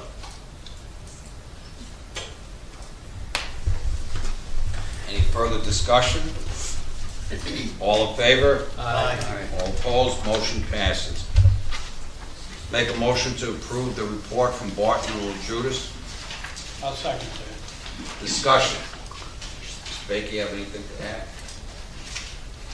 All in favor? Aye. All opposed? Motion passes. Any other committee reports? Yes. Doug and I are on the IT committee. we met with John Shepherd Monday and Ron McCray for shared services in the future, not now, but in the future down the road. And we had talked about, they mentioned we had to do, make an inventory assessment of where we are with our software. We know we're back in 2003. They called it a land sweeper. But their recommendation was they like to get the town of Seneca Falls, the town of Waterloo, the village of Waterloo, and Fayette all together under shared services to help the towns out. You want to add anything else, Doug? No, just as that last statement, it's not really practical for them to get involved unless they can get sufficient interest. And basically, the north end of the county could do that. So at whatever point we get. Because we have the fiber optics here at the north end, they said. Somewhere down the line, it might be a good road way to go. Right now, there's really nothing to offer. Thank you, David. I make a motion to approve communications received and filed on May 1st, 2018. Second. Discussion. All in favor? Aye. All opposed? Motion passes. Okay, I'm going to go off agenda now real quickly. We need to set up a public hearing for a bond hearing, and we need to do that as soon as possible. I believe, Mr. Forson, that has to be within 10 days, but it has to also be advertised. It does. So, and it has to be advertised twice. I believe it does, depending upon, I have not seen the documents with regard to this particular event. But I think it's just the one time. is it the one, Peter, I think it's the one time, isn't it? 10-day notice. 10-day notice. It's the revelation. We need that.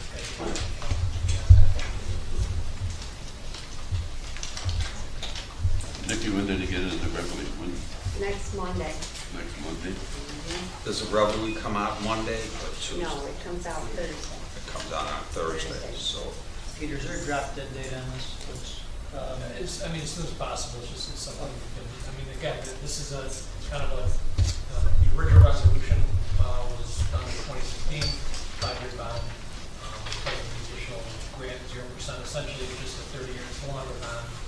So right now, it's currently under property the town can only borrow line for 5 years. So it's I think you forwarded that too. Yes. The draft.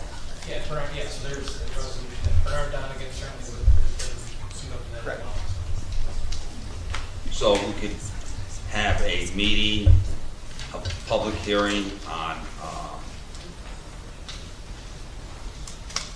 Monday, May 21st at 5 o'clock. I would just advise the board that on May 21st, I will be outside of the country. I will not be here, but that's not a reason that you have to, I'm really not needed for that particular bonding issue, but Peter, I would ask that you be here so that if you Absolutely, sure. And again, it's a bond resolution, there's a public hearing required for that. Essentially, it's just, it provides towns are essentially already gone through that bond resolution, it's just really just a different period. And I can certainly approve that, the resolution itself, from the legal point of view in format, but that still has to be adopted by them. Typically, these are Pro forma. discussed, and there's really typically not a lot of public feedback or something like that. So, Great. I'm going to try to attach a special meeting to that. Well, that would be a public hearing and a special meeting. We can open it up. Because you just received a updated economic development plan, and I'd like everyone to look at that, because we'll be discussing that also at that meeting. So we'll have the public hearing, and then we'll discuss the economic development plan as to where we're going with that, approval or not. Okay? I have something that's scheduled to end at 5 o'clock. In Ithaca, so I'll be late. Okay, how about 6 o'clock? That's fine, I can do that. Okay, well, that meeting will be at 6 o'clock. And that's on the 21st. 21st? If anyone has, if any board member has any questions on that or any other topic that's going to be on for that night, please contact me ahead of time so I can go over it with you. I'll answer any questions because I won't be here. I know we've been connected with emails on the bond one anyways. Yes. We've already been, Right. it's in our email. Okay. Greg, is that when I should have this ready for you for Advanced Business Park as well? Yep. Yes, you can have it. That would be helpful because it would take advantage of the special meeting. And if people are here, it's going to take 2 minutes to do that. We can make that work. Okay, so we got that special meeting, public hearing on, I make a motion to have a public hearing and a special meeting on Monday, May 21st, 2018, starting at 6:15, but I'm going to give Mr. Avery an hour and 15 minutes to You get out of haven't that seen heavy me drive. traffic in it. I wanted an excuse to leave Ithaca early, and you Okay. took that away from me. Okay. Second. Second, that's at 6:15. All in favor? Aye. All opposed? Motion passes. And I respectfully ask to be excused from that meeting. I'll give you an excuse. Thank you. When I want you back here, see if it's still going on. Okay. Under old business, sale of condominium and surplus real properties. Nikki, I'm going to ask you to take this off the agenda until we get other things on it. The surplus real properties can stay on it until we come to a conclusion on those. But I'm going to ask Mr. Forster to address the surplus real properties, not the condominium until. Take the condominium Yeah. off. There have been discussions on this. One meeting was with the supervisor, myself, and another individual. The other one, I dealt directly with the purchaser, and a closing, I sound like a broken record here, closing is imminent. Will happen. There's a little bit of a, the person wants to just simply close on it, but also is trying to bring in backup from a bank so that he can do other financing items. So we're kind of waiting on a few documents, but my anticipation is that that will in fact close, and I think we'll make progress on the other as well. Okay, those two buildings are the former police station Correct. and the former town office building. That's correct. The item B, the write-off of uncollectible receivables, there was an action that was commenced by Pat when he was here. It did go forward. I believe, it appears as though there was some court action on it, but then I think the follow-up was not there from the other side. They appear to be into a default situation. So I'm trying to get through the paperwork to see exactly where that was left off and see if we can try to at least obtain, I think a judgment has been obtained, but we're trying to resolve that. Psychic. Yes. She is a psychic, so watch her. Okay. I'd like to get that money back because if you could use that for small businesses to loan out again. Get it back. I mean, we got businesses that have been asking to start up downtown, but we don't, they got any money for us and we don't have it. And I can go to Waterloo and they give us $35,000 to start a business. They got the money to do it, but we don't. If we get some of this money back from them, we could start that again. Route 414 sewer line transfer, this really involves various easements I've received. I've been working with Bob Aronson at the county and basically trying to take the easements that were done at one time. This is well prior to my being on the board. Even some of them were even with a different supervisor. Updating them, getting the appropriate meets and bounds if we have to have those in the easement to narrow that down. But Bob has asked me to try to have them in presentable format. So we just have to know if what we have including intermunicipal agreements or private easement agreements, have the right information. I have the documents. I have a couple of them, I think one of them is signed, a couple of them are not signed, but I don't know if we want to have somebody sign something if we don't know the exact expanse of the easement, unless it's updated to make it current, because the documents look old. One of them goes back to Don Earl.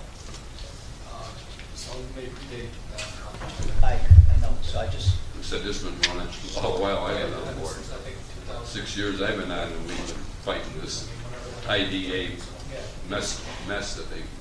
the good news is we have a file. So, we do have that. That's it. Okay. Under D, appoint members to the planning board, 1 member, 2 alternates. So the first resolution is, be it resolved that Suzanne Lee is hereby appointed to the Town of Seneca Falls Planning Board. The appointment is effective immediately for a term to expire on 12/31/2022. There's a motion on the floor. I need a second. I'll second that. Discussion. All in favor? Aye. All opposed? Motion passes. I see Ms. Lee in the audience. You want to stand up? Okay. Congratulations. Sure. Yeah. Should I ask you sure you want to do it? Maybe you should. Okay.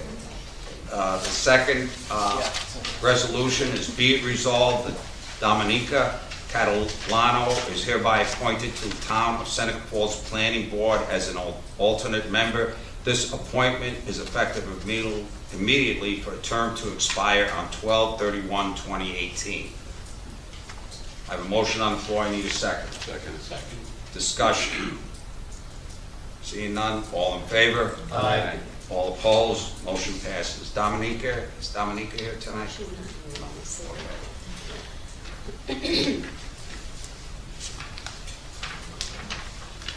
Appoint members to Zoning Board of Appeals. Be it resolved that Sue Savinger is hereby appointed to the Town of Seneca Falls Zoning Board. The appointment is effective immediately for a term to expire on 12/31/2021. I have a motion on the floor. I need a second. Second. Discussion. All in favor? Aye. All opposed? Motion passes. Sue, I see you in the audience. I think people know who you are.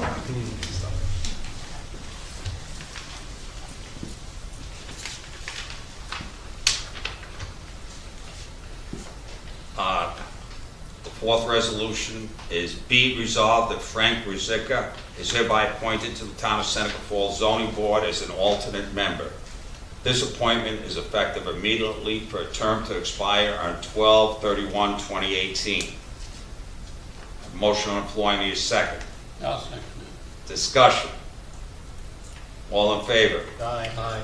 All opposed? Motion passes. Frank, are you in the audience? Thought I saw you before.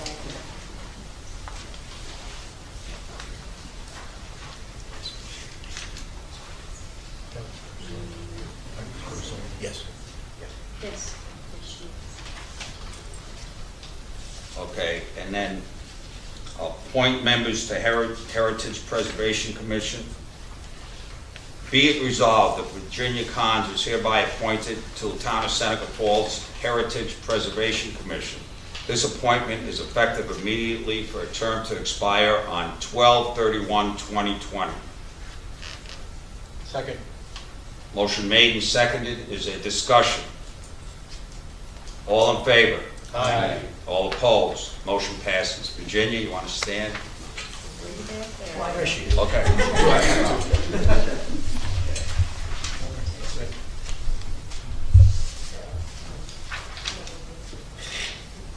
Okay, and then the other resolution is, be it resolved that Sean Painter is hereby appointed to the Town of Seneca Falls Heritage Preservation Committee. This appointment is effective immediately for a term to expire on 12/31/2022. Need a that. second. Did I get that second? Yeah. Yeah. All in favor? Aye. All opposed, motion passes. For people here, I suggest you get a hold of the chairperson of your select committees that you've been appointed to. So, and Nikki, can you get that message out to the committee member? Committee chairs also. And that fills out our committees except Yes. one alternate slot on the zoning board, Right. planning board? Right. Yes. Right. Somebody step up. Are we gonna advertise that again, Nikki? We can. If we should.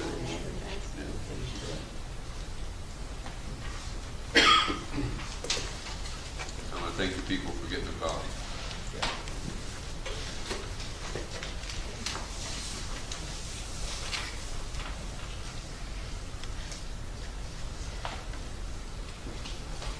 Okay, highway heavy equipment rental bid. Notice is hereby given to the, This is just a sample. Yeah, It this- shows whatever okay, they need. okay, this will be advertised. Yes, right. Yes. Notice is hereby given that a bid opening will be conducted by the Town of Seneca Falls Town Board at the Town Hall, 130 Overton Street, Seneca Falls, New York, on Tuesday. What- That date will be next meeting. That date will be our next meeting, which is Yeah. when? What's? June 3rd, is it? Not sure. I think it's June 3rd. June 4th? No, excuse me. June 5th, June 5th. Tuesday, June Okay. 5th, 2018, for an annual rental equipment of heavy equipment on a per hour and tonnage basis, including operators for various anticipated town projects. Examples of equipment include graders, bulldozers, rollers, excavators, pavers, etc. The bid prices will be effective from July 1st, 2018 to June 30th, 2019, on an on-call basis under the direction of the town highway superintendent. Successful bidders must be available on 2 weeks' notice given by the highway superintendent. Bidding specifications are available at the town clerk's office, which is located at 130 Overton Street, and are obtained by contacting the town clerk during regular hours of business. All bids must be submitted in sealed envelopes marked bid heavy equipment and must be returned to the town clerk's office by 5:00 p.m. on Tuesday, June 5th, 2018. The town of Seneca Falls reserves the right to accept or reject any or all bids, and this will be posted. I make a motion to post that. Second. Discussion.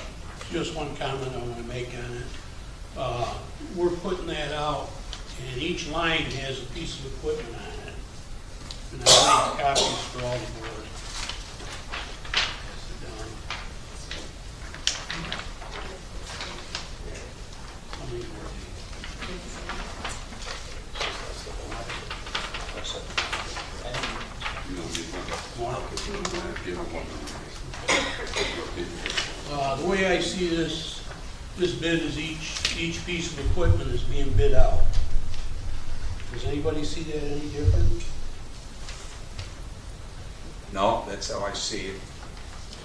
Okay, so if you're looking at page 1, you'll see an excavator digging 20-foot minimum depth, 18-inch bucket. Okay, hourly rate $175.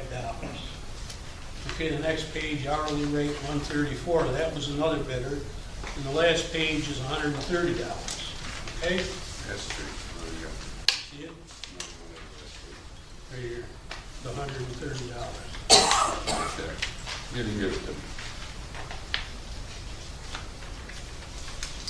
You see yours, you got it? You can have that. So, the way I see it is, that excavator should have gone to the $130 bidder. Does anybody see an objection with that? I think that's a good point.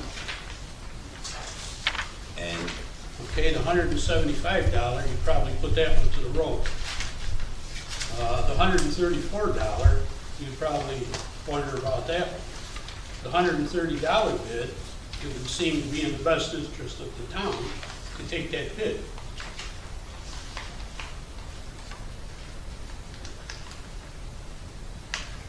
So on the bulldozer track, you're saying it should be the first bid then, 124? Well, okay. 153 and 150.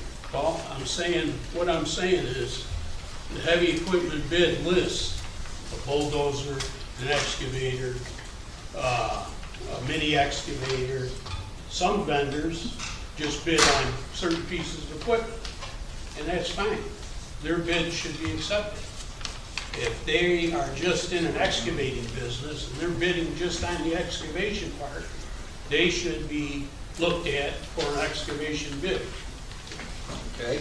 Okay? Everybody with me? Yes. Okay. I have the bid here, the actual, where it doesn't really say that it should be any other way than that. But the way I see it, like your paver, okay? We put that out to bid for, what's the price? Lost everything, I probably passed it out. But what I'm saying is, There is a disclaimer at the end that a complete bid, in other words, I assume if Right. one person could provide each and every piece, right, that would be given preference, but I don't see that anybody, Right. nobody has done that. right. Okay, People are requesting that I have an excavation company and I want to be able to bid on excavating. People have a blacktopping company and they want to be able to bid on blacktopping. It shouldn't be all inclusive because one person can provide a piece. We shouldn't exclude a whole realm of possibilities that may get us the lowest bidder. The only time I can see where that might be desirable is if you have to only deal logistically with one company and they say we can do it all. Right. And it might be individually, certain items may be higher or lower that might justify it, but Right. I don't think anybody has given a complete bid. No. Well, one vendor did, and he was the higher, and he was given the bid, okay? So, what You need to I've look at been, individual numbers to see right, if they that's have what some I'm being support. tasked with, that contractors are stating that I own an excavation company, and I can come in and do the excavating for the town at a lower labor rate. But because I don't blacktop, I just expertise in this part of it, I'm being denied. And I don't see that as a fair opportunity to let people come in and give us the best shake for the dollar. Well, there's no disclaimer at the end, and I think that's the way we need to be looking at it. That any and all bids will be accepted. Yeah. Right, you can bid on a piece or all of it, and I have bids here that I have pulled where they are higher than we've historically gone with them. And I can't see that working going forward. Again, this goes back to what I said earlier, as a board, we need to make policies to make sure that we have a policy in place to make sure we level the field for everybody. Okay. Does, right now, in the past several years, a company has come in and cleaned out all the old blacktop. And then that road sat there for a while. But there were basically two operations, one to clean out the old and then one finally later in the season to put down the new. Yeah. Are we creating an unmanageable situation by including more individual steps in that process? No, because if you look at it, Doug, you would never use an excavator on a blacktop job. You would use a milling machine, and you would use a roller. I haven't seen the town use a bulldozer in I don't know how many years, but the typical pieces of equipment for a blacktop job are your screed, your blacktop machine, the roller, and your miller. So that part of it is right there. Okay. Bid away, bid on it. They're gonna come in, and I wish I could find it right now, but the price for that, I believe, was $275, plus on the back page, they have a labor rate too that they charge us. They charge us for the operator that runs the machine, because they won't let us run the machine, obviously. So they have their people running the machine. They have the machine. We're paying $275 an hour for that particular machine. Plus, on the back page, for every person we put on the job, we're paying $70 an hour for that person. So that part of it is the price of doing business if you're gonna do blacktop, okay? There's no problem with that. There are many people, from dentists to Conley to others out there that do, Argosy in Geneva, there's plenty of people that do just blacktop. All I'm saying is that there's plenty of people that just do excavating. And that part of it, we shouldn't say because you've got the blacktop locked up that you're gonna get everything inclusive. You can't do that. We're excluding a major part of people that have specific pieces of equipment for fixing the break down at the water plant when we had that massive break there. There's people, more than one, that can come in with that specialized piece of equipment. But because we isolated them with an all-inclusive bid, it's not a fair process. Okay, thanks. Yeah, and, you know, like I wish I could find I was sorting it out while we were talking and I was trying to keep up, but I can't chew gum, I guess. But I tried. I apologize for that, but all that did was just, it showed the numbers. I don't have copies of that, but I can show what I'm saying here. Don't look at the name, I black those out on everybody's. But here's the paver, okay? $270 for that piece of equipment. And then if you look at the back page, I'm sorry, again, but there's a page that we pay for the labor also, $70, okay. $70, this one bid 72, a low bidder put $70 an hour. So all I'm saying, in this particular case, we don't know who this person is, but they were hired, okay? A person that came in with an excavator came in at $130 because he doesn't. I just think that's a fair way. I just don't want to see the street paving particularly divided up into so many individual vendors that general contracting that becomes a season-long thing. Right now, I believe we sub out the milling, right, Bill? Yes. We do. Villager does our milling. Most generally, yes. Yeah, he's nationwide, Villager. And they come down and they'll contract out to whoever the vendor is that we're using. And they'll do the milling. And then it's up to us to get this vendor to come in at his schedule to blacktop the road. But I'm sorry that the highway superintendent isn't here because there were some things I wanted to ask about this. But along those lines, Bill, you former superintendent highway, what did we do on Leland Drive? What type of That's a chip pave. that's a what? It's a chip pave, a micro pave. Can you explain that? It's not, that doesn't go off to your equipment rental contract. There's a few, there's like 2 companies local that do that. Okay. And the highway superintendent will get a price between the 2 and availability and go from there. Can I, okay, so if I It's a lower quality of blacktop. Right. Is that like River Road? It extends the life of what's there. Okay. Is that like River Road was done? Absolutely. Okay. It's not so wearing my question, pardon? It's not wearing well. No, okay, let me, okay. Thank you. Wait, okay. What I'm asking is, Just ask the questions. pardon me? You can continue to ask questions to Mr. Gladys. Thank you. No other comments, please. Thank you. What I'm asking is that in town, it seems as though we mill the roads, okay? We did purchase a concrete curb machine, didn't we? Yes. When do we use that? We use it on Baird Street and we used it on White Street. Okay. It's very labor intense. Okay. It's, We did purchase it and we have it. My next question is, we blacktop streets around the corner from me on Hague Street, okay?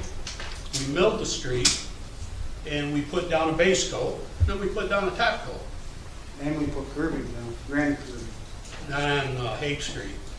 No, not No, no, not Hague Street. Slavey and Yep. Williams. Yep, that was We when boxed we were building. and did new base. Yep, and then we went out and bought a curb machine for concrete, slip form construction with curbs, right?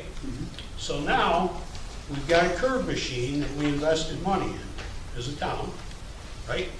I'm not putting you on the spot, I'm just trying to, I'll let the highway superintendent answer Okay. that on the machine. okay, so now, we blacktopped hay, we stripped it, we put a base coat, and we put a top coat.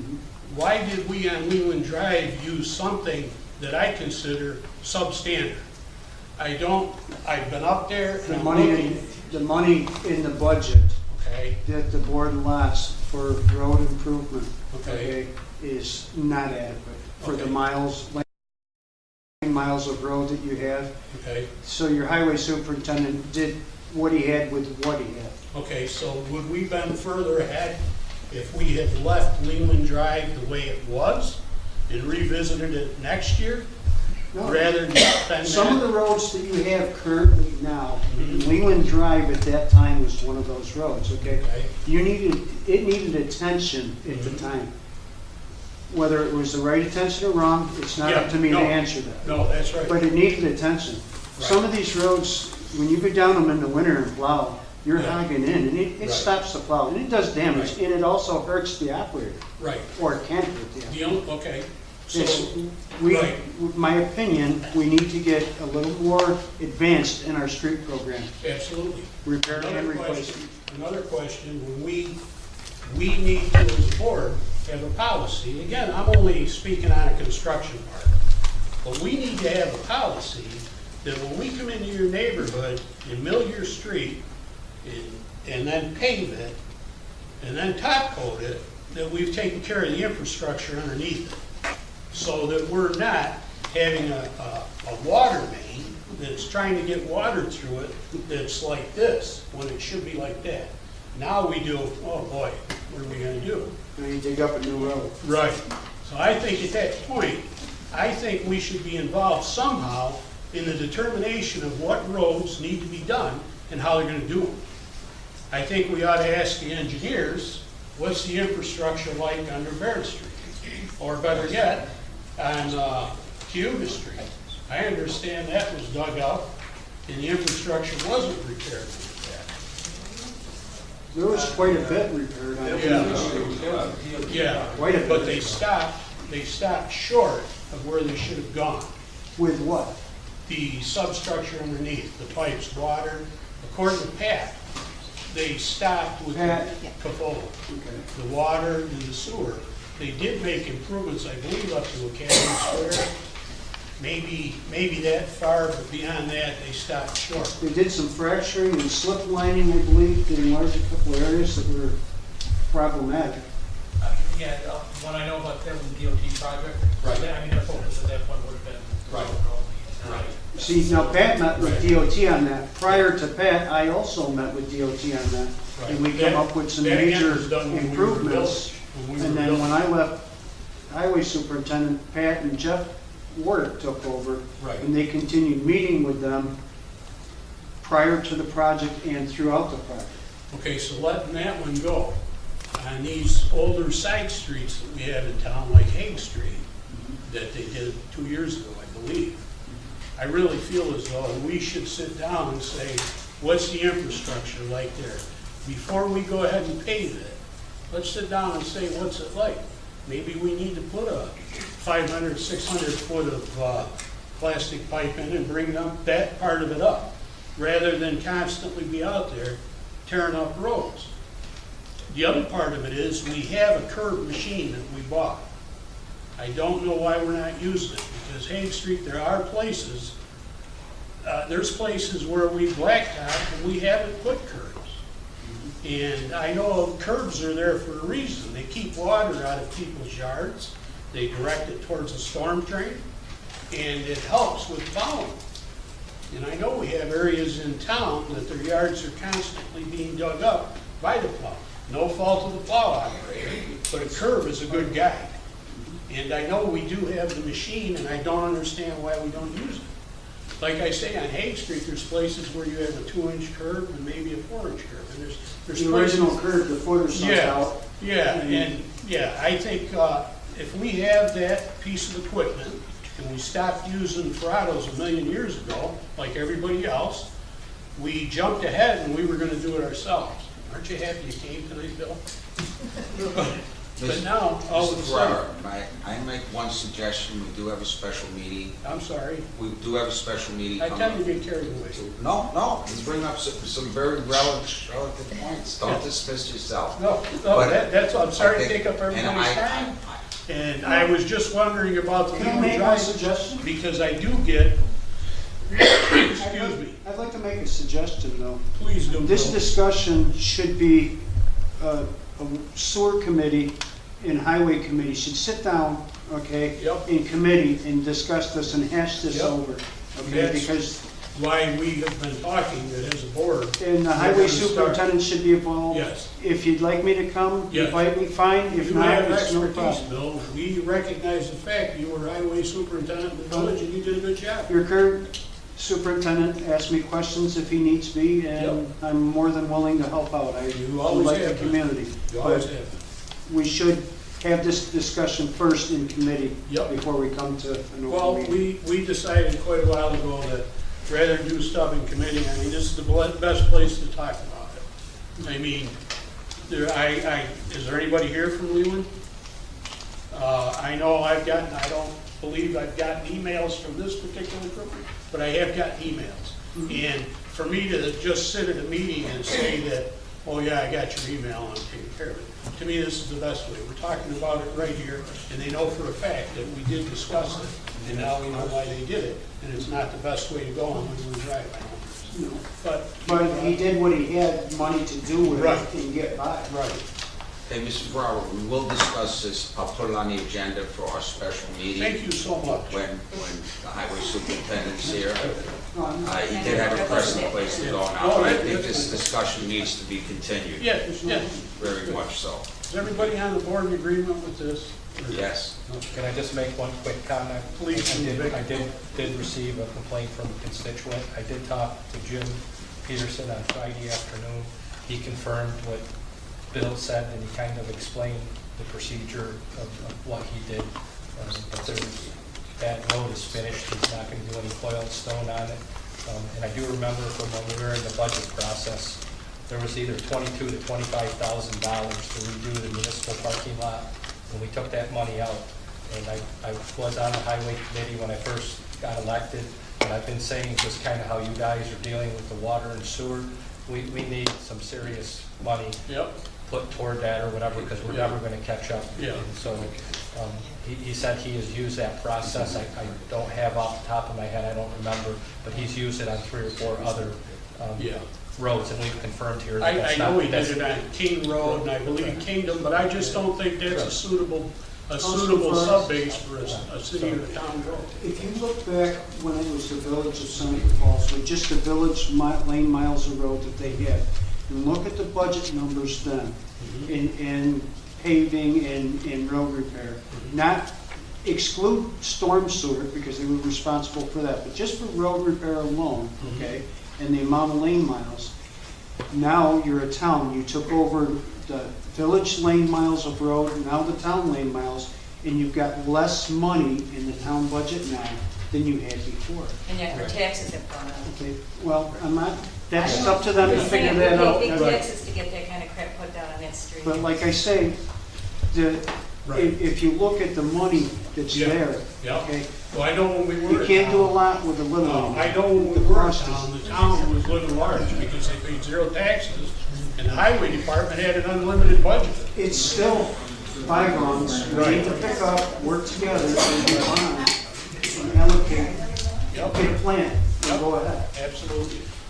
Thanks, Bill. Okay, this discussion will be continued at our, what date is that? May 21st special meeting? Yep, okay. Thank you, Lou. Thank you. So, all in favor of putting out that highway bid, say aye. Aye. All opposed, motion passes. We received a note from the Bridgeport Fire District. I'm sending this letter on behalf of the Bridgeport Fire District, which is the governing body of the Seneca Falls Fire Department. We are asking that the town consider and evaluate the installation of a fire hydrant on Lake Road Spur. We understand that budgets are tight and the allocation for 2018. We feel, however, that this is an important issue and therefore ask the town consider the installation of a hydrant. Thank you for your consideration. For this letter, I have no problem with the consideration of this, but we have to talk to Joe Tulo, who's not here tonight, and we will do that in our next committee meeting, and we'll... We had that letter last month. Yeah. Yes, you did. And Joe Tulo has made some preliminary observations to me, Of it. and I'm not sure if it can be done. But we'll get the specifics from him at our next meeting. So I'm gonna table that. I'm gonna move to table the installation of a fire hydrant on Lake Road Spur. Okay. I need a second. Second. Discussion. All in favor? Aye. All opposed? Motion passes. We have a donation request from the SMS for a $4,000 donation to help defray the costs of this Italian festival. It's not budgeted, no. No, it's not budgeted. I had talked to Bev about that. We do have $1,000 in the celebration.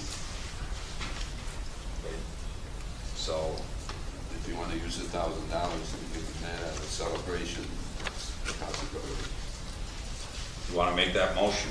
I'll make a motion to give them $1,000 out of the celebration account. I'll second that. Is there further discussion? Yeah, we gave like $5,000, I think, back in December to the Wonderful Life Committee that wasn't budgeted for. I think $1,000 is, I mean, we talked about, you know, I understand constraints were here, you know, in the town, our taxes went up, but, you know, if we've done it for other causes, and we always go on a thing that's for the community, I can't see why, you know, we can't give $2,500, you know, to the SMS Italian Festival, and that's only my opinion. That's all I have to say about that. You want me to amend it for 2,500, see if we can get it Well, out? it's up to... Contingent, well, I'm sure we... Well, I will withdraw my second, and so therefore the motion was never put on the floor. If I withdraw my second, if you want to make another motion, I'll do that. So I withdraw my second. Okay, I'll make a motion that we use that 1,000 celebration and talk about, there is money in the contingency fund. So if you want to take another 1,500 out of the contingency fund and make it $2,500, I'll make a motion for $2,500. I'll second that. Is there discussion on that? No, you answered. My question was where the other 1,500 would come from. Put it under the You answered contingency that, fund. so, okay. So since that first motion was never made, Kathy, will that be taken off the tape? I cannot No. edit the tape. Okay. That's all.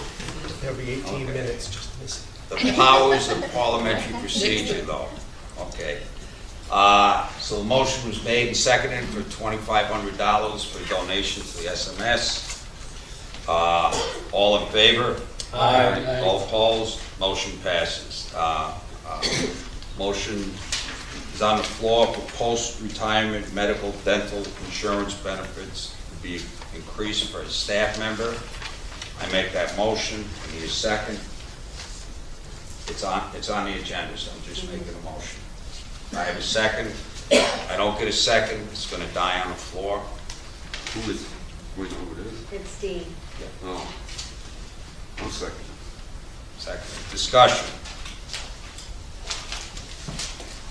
All in favor? Aye. All opposed? Nay. Nay. Motion fails. 4 nays. 4 nays, yes, that's what I heard. You want to take a roll call? Under new business, approval of special. Can I ask for a recess for about 10 minutes? Okay, yep. There's a We've been at it for 2 hours, I think, we have to stretch it a little bit. motion on the floor for recess for 5 minutes. Wine break. Hey.